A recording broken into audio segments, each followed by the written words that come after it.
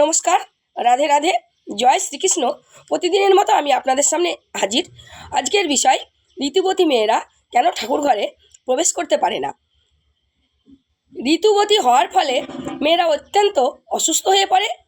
এই যে রজস্বলা চলাকালীন মেয়েদের যে ব্লাড ভাঙার কারণে মাজা এবং কোমরে প্রচুর ব্যথা করে। আর একটা বিশেষ কারণ রয়েছে, ঋতুবতী চলাকালীন রজস্বলা চলাকালীন মেয়েরা তামা, গরু এবং শঙ্খ ছোঁয়া নিষিদ্ধ।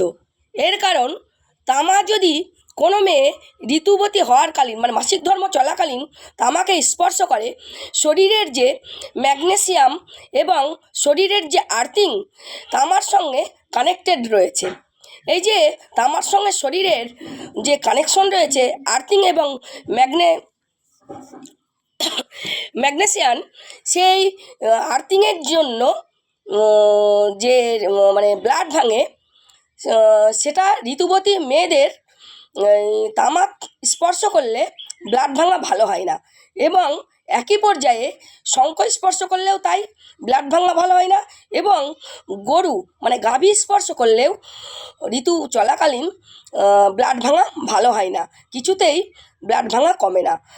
শরীরের যে আর্থিং কারণে এই তিন জিনিস স্পর্শ করলে এইগুলো ভালো হয় না বলেই, ঋতুবতী মেয়েরা কষ্ট পায় বলেই সমগ্র বৈষ্ণব সমাজ এবং ব্রাহ্মণ সমাজ রজস্বলা চলাকালীন বা ঋতু চলাকালীন ঠাকুর ঘরে এই যে তামার জিনিস এবং শঙ্খ, এগুলো ঠাকুর ঘরেই অবস্থান করে। আর এইগুলো যদি কোনো মেয়ে স্পর্শ করে, তাহলে তো তার কিছুতেই ব্লাড ভাঙা ভালো হয় না এবং তাদের শারীরিক অসুস্থতা বেড়ে যায়, তারা শক্তি হারিয়ে ফেলে। এটা হলো মূল উদ্দেশ্য।